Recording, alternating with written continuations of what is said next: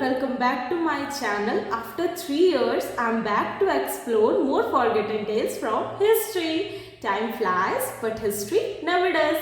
Let's get started. इस video में हम बात करने वाले हैं जनपद और महाजनपद के बारे में।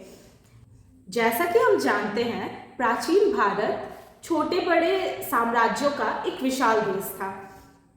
ये तब की बात है जब इंडियन सबकॉन्टिनेंट दो हिस्सों में बटा हुआ था, जनपद यानी छोटे राज्य, महाजनपद यानी बड़े साम्राज्य। हम हिस्ट्री को दो तरीके से हिस्ट्री के बारे में पता लगाते हैं, एक लिटरेरी सोर्स और दूसरा आर्कियोलॉजिकल सोर्स।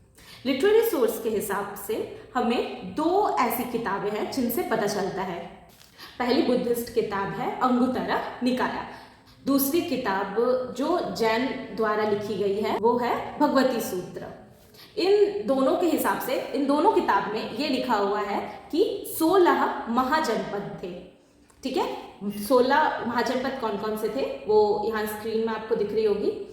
अभी के स्टेट के हिसाब से वो कौन कौन से राज्य है जिसमें ये सारे महाजनपद आते थे। काशी, कोसला, वत्सा, माला, पांचाल, कुरु, सूरसेना, ये सारे अभी के यूपी स्टेट में पड़ते हैं। दूसरा, बिहार में कौन कौन से महाजनपद राज्य हैं जो पड़ते हैं, अंग, मगध, विजा, ये 3 बिहार में पड़ते हैं। साउथ विंध्याचल जो आज का महाराष्ट्र और तेलंगाना का एरिया है, वहाँ आसका पड़ता है। तो अभी के टाइम पे जो मॉडर्न इंडिया है उससे बाहर पड़ता है वो था गांधार और कंबोज, ये आज के पाकिस्तान और अफगानिस्तान। उस समय भी कुछ कुछ राज्य ऐसे थे जो रिपब्लिक थे, मीन्स गणसंघा, उस वक्त उसको गणसंघा कहा जाता था। इसमें कौन कौन से राज्य आते हैं, विजी, माला, कुरु और पांचाल।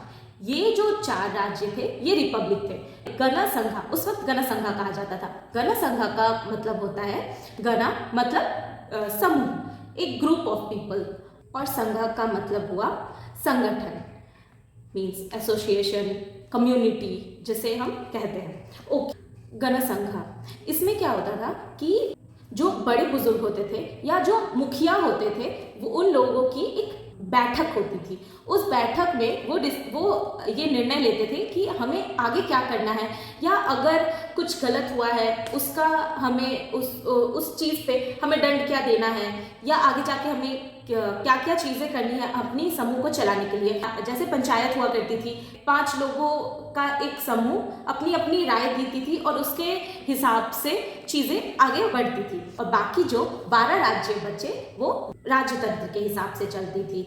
मतलब राजा का बेटा ही राजा बनेगा और राजा का जो निर्णय हुआ वही आखिरी निर्णय हुआ। महाभारत और पुराणों के अनुसार जरासंध के पिता बृहदत्त ने बृहदत्त वंश की स्थापना की, जो मगध पर राज करने वाला पहला राजवंश था।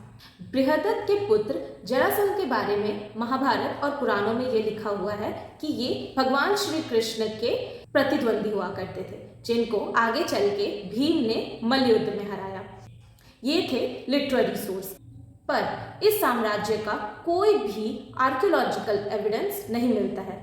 लेकिन एविडेंस के साथ जो बात कही जा सकती है वो यह है कि 544 BCE में हर्यंक राजवंश का राजा बिंबिसार केवल 15 वर्ष की आयु में ही मगध के सिंहासन पर विराजमान हुआ, और उन्होंने ही सही मायनों में मगध को वो प्रतिष्ठा दिलाई जिसके बदौलत मगध पूरे इंडियन सबकॉन्टिनेंट में एक ताकतवर साम्राज्य बनकर उभरा।